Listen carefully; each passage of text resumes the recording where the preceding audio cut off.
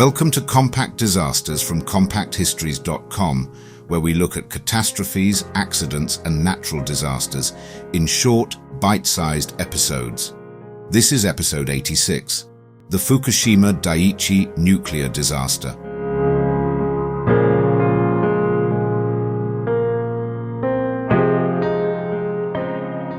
On the afternoon of the 11th of March 2011, Japan was struck by one of the most powerful earthquakes ever recorded. At 2:46 p.m. local time, a magnitude 9.0 undersea earthquake tore open a section of the Japan Trench, around 70 kilometers off the east coast of Honshu. The shaking lasted for several minutes, long enough for buildings to sway, roads to split, and people across the region to understand that this was not an ordinary tremor. Japan is one of the most earthquake-ready countries in the world. Its buildings, transport systems, emergency services, and public warning networks had been shaped by generations of living on the Pacific Ring of Fire. When the ground began moving, reactors at nuclear power stations along the coast automatically detected the seismic activity and shut down. At Fukushima Daiichi, a 6-reactor nuclear power station, operated by the Tokyo Electric Power Company, the 3 reactors that were running at the time, Units 1, 2, and 3, shut down as designed. Units 4, 5, and 6 were already offline for maintenance. That shutdown, however, did not mean the danger was over. Nuclear reactors continue producing heat after the chain reaction stops. This is called decay heat, caused by radioactive byproducts inside the fuel. It is far less intense than the heat generated during normal operation, but it still has to be removed.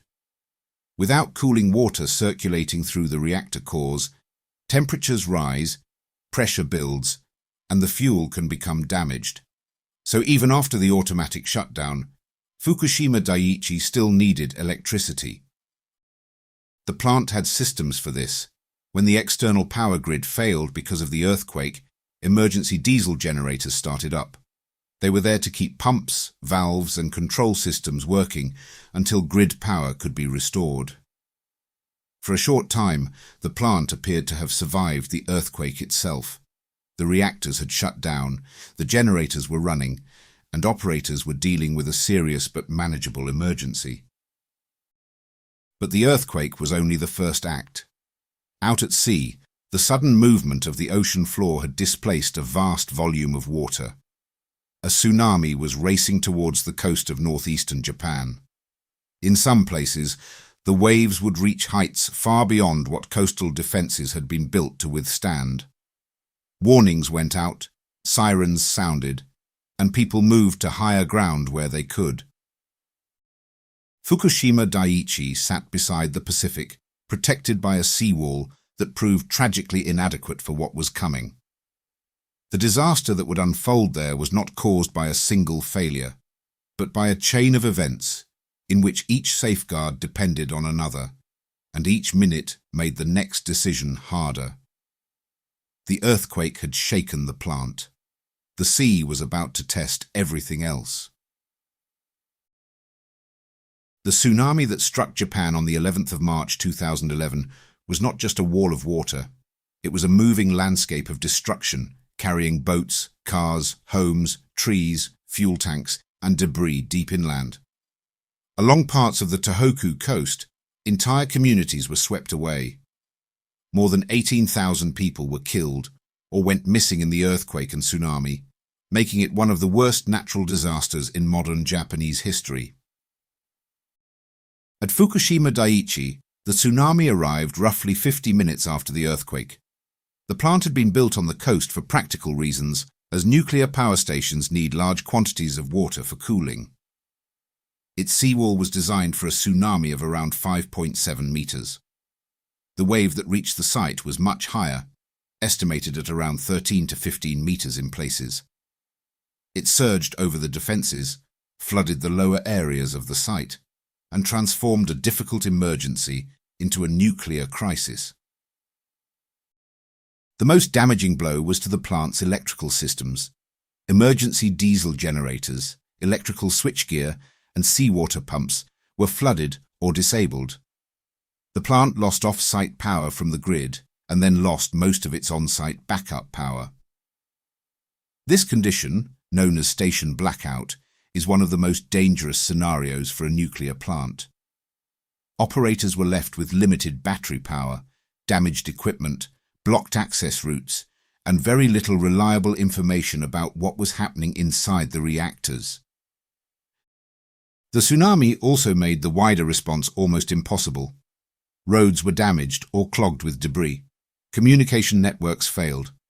The surrounding region was dealing with mass casualties, destroyed towns, fires, missing people, and thousands of survivors needing rescue. Fukushima Daiichi was not an isolated emergency with a clean path for support.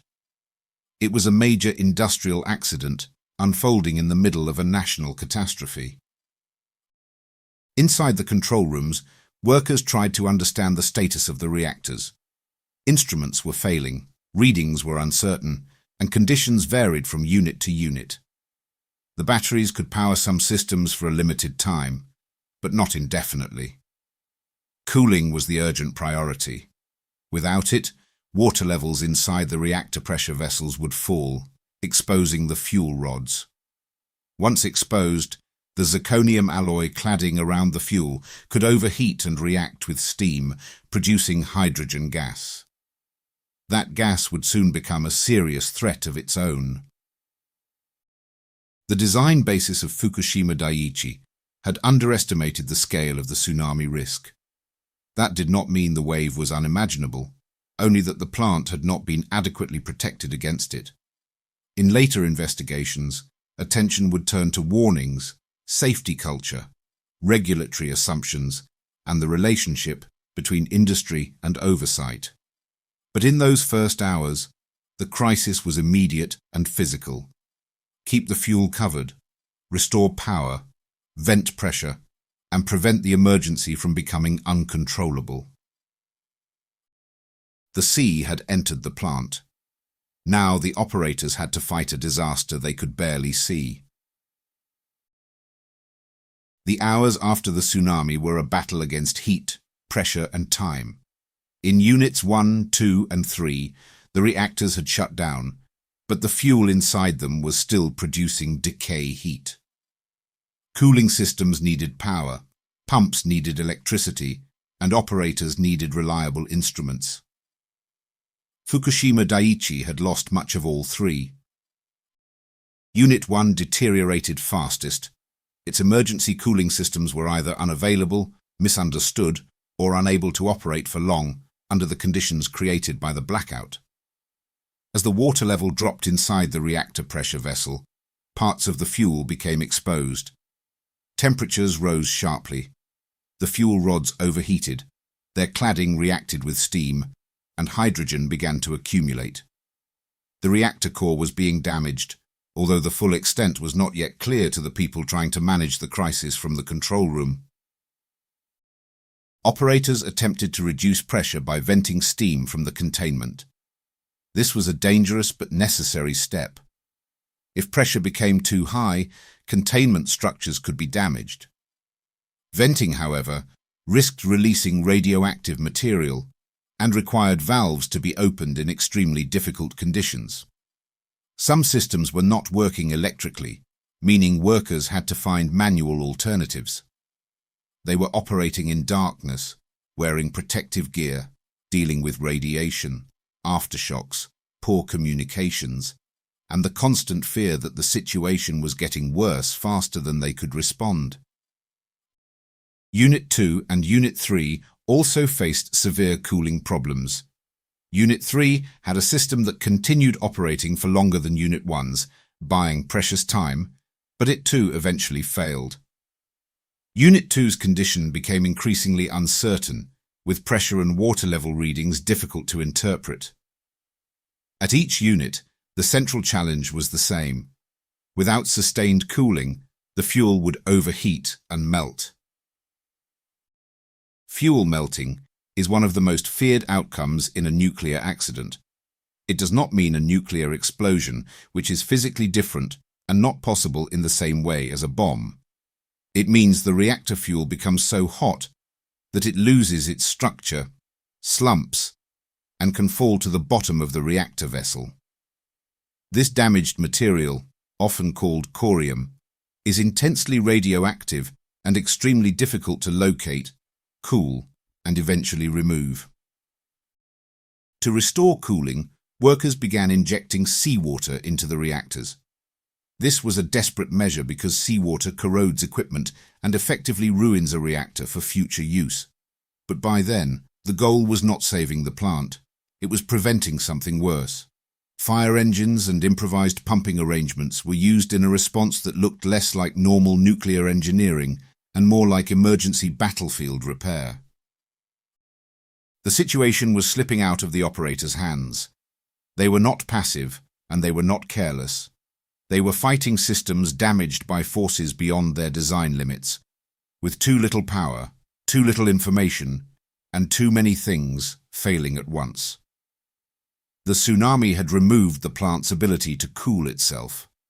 Now the reactors were beginning to reveal what that loss meant.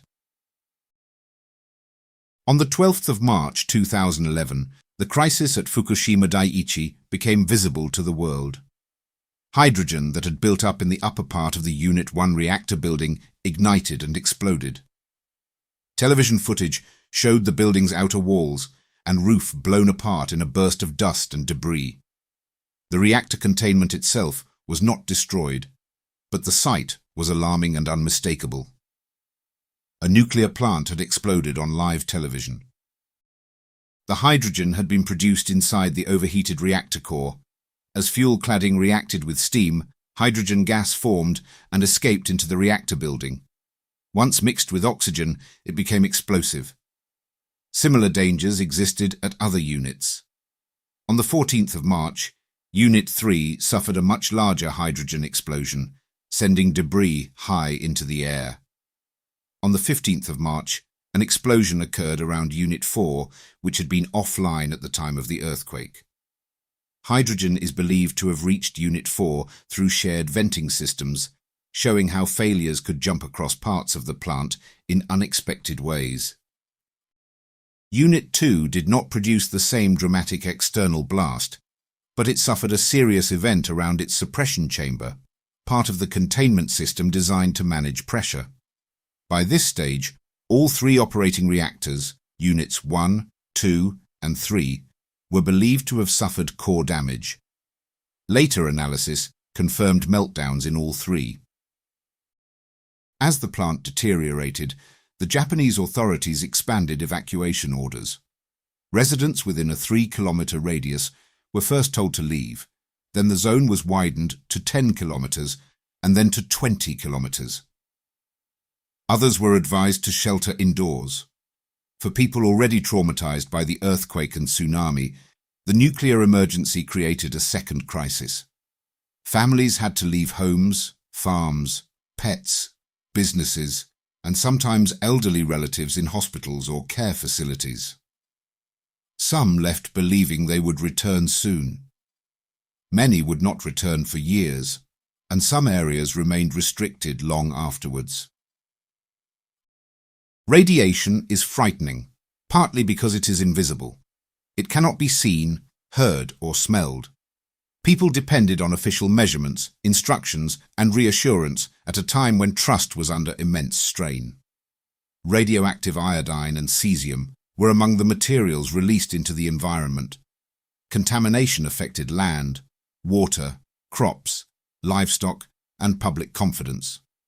Food safety checks, exclusion zones, and decontamination work became part of daily life in the region. Internationally, Fukushima revived arguments about nuclear power. Germany accelerated its decision to phase out nuclear energy. Other countries reviewed reactor safety, especially protection against floods, earthquakes, and long-term station blackout. The accident was eventually rated Level 7 on the International Nuclear and Radiological Event Scale, the same highest category as Chernobyl. However, the nature and scale of the two disasters were very different. For the workers at the plant, the immediate fight was still not political or theoretical. It was practical. Keep injecting water, reduce pressure, avoid further explosions, protect the spent fuel pools, measure radiation, clear debris, stay alive. The disaster had moved from hidden danger to public emergency, but the hardest work was still happening inside the broken plant. The effort to stabilize Fukushima Daiichi became one of the most difficult emergency operations in the history of nuclear power. Workers returned again and again to areas where radiation levels could be dangerous, equipment was damaged, lighting was poor, and aftershocks continued. They became known in some media reports as the Fukushima 50, although the actual number of workers involved over time was much larger. The phrase captured something real, though. A small group of people repeatedly entered a place most others were being moved away from. Their task was brutally simple to describe and painfully hard to achieve. The reactors and spent fuel pools had to be cooled. Water had to be injected continuously. Pressure and temperature had to be monitored. Radiation had to be measured. Damaged buildings had to be accessed without triggering new hazards. Fire engines, temporary pumps, portable generators, hoses, batteries, and improvised lines were brought in as workers tried to replace functions that the plant's own systems could no longer perform. One urgent concern was the spent fuel pool in Unit 4. Because Unit 4 had been offline, all its fuel had been moved into the spent fuel pool for maintenance. After the explosion damaged the reactor building, there were fears that water levels in the pool might fall, exposing fuel assemblies and releasing large amounts of radioactive material. Helicopters and water cannon were used in attempts to add water from outside, a scene that underlined the extraordinary nature of the crisis. Later inspections suggested the pool had not failed in the worst feared way, but at the time, the uncertainty was terrifying. Gradually, the response became more organized. External power was partly restored. More stable water injection systems were established. Nitrogen was injected into containment vessels to reduce the risk of further hydrogen explosions. Remote-controlled machines were used to survey and clear areas too dangerous for workers. Contaminated water, created as cooling water passed through damaged reactor structures, became a major problem. It accumulated in basements, trenches, tanks, and treatment systems, creating a second long-term challenge even as temperatures fell. By December 2011, the Japanese government announced that the reactors had reached a condition known as cold shutdown. In practice, this meant temperatures had been brought under better control and further large releases had become less likely. But the term could be misleading. Fukushima Daiichi was not fixed. The cores of Units 1, 2, and 3 were badly damaged. Their melted fuel had to be located, characterized, cooled, and eventually removed. The site was stable compared with March 2011, but it was not safe in any ordinary sense. The emergency phase had passed into a much longer phase of containment, investigation, and recovery. What had begun as a race to prevent uncontrolled overheating became a decades-long engineering problem. The plant was no longer a power station. It was a vast, damaged, radioactive work site on the edge of the Pacific. The Fukushima Daiichi disaster did not end when the explosions stopped or when the reactors were declared stable. Its consequences spread across years, landscapes, communities, and political debates. For the people of Fukushima Prefecture, the disaster was not only about radiation measurements. It was about evacuation, lost homes, damaged livelihoods, fractured communities, and the uncertainty of whether normal life could ever return. Large areas around the plant were contaminated with radioactive material, especially cesium. Japanese authorities began an enormous decontamination campaign, removing topsoil, washing buildings, clearing vegetation, and storing contaminated waste in bags and temporary sites. Some towns gradually reopened.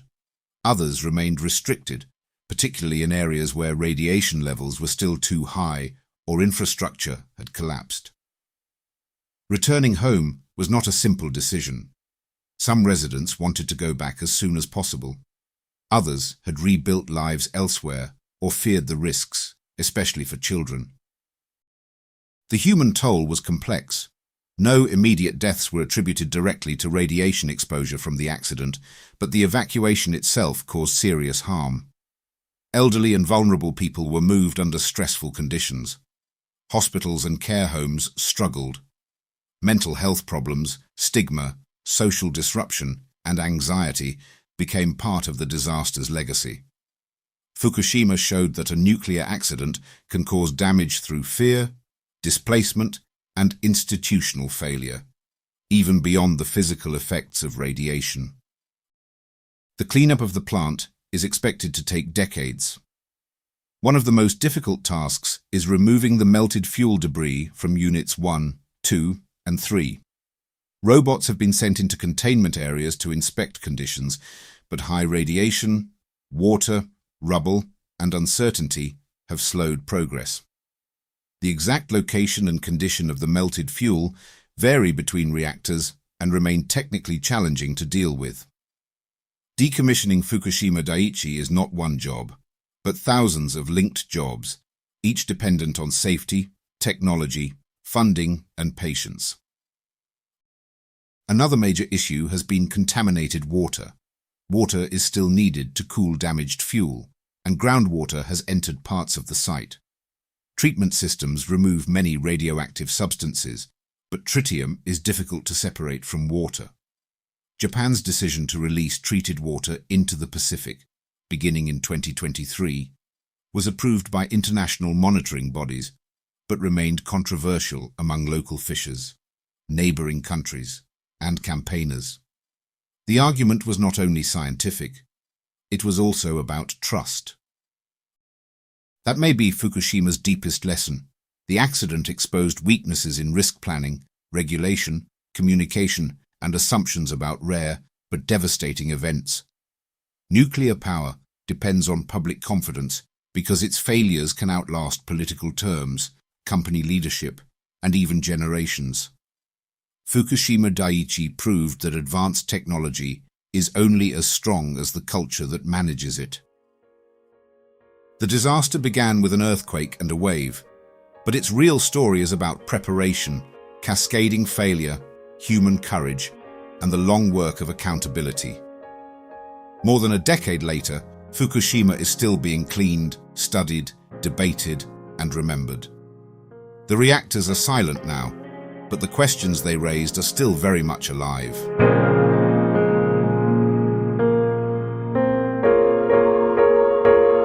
That brings us to the end of this episode of Compact Disasters, part of the Compact Histories Network. If you enjoyed it, please follow or subscribe wherever you're listening so you don't miss any future episodes. And consider leaving a rating or review, as it really helps new listeners find the show. You can find more episodes at compactdisasters.com, where you can also explore our other podcasts covering biographies, history, true crime, warfare, and mysteries. You can also follow us on Facebook, Instagram, and Pinterest. Finally, please consider supporting the show directly by buying us a coffee. Head on over to compacthistories.com/disasterscoffee to see how. Thanks for listening, and I'll see you next time.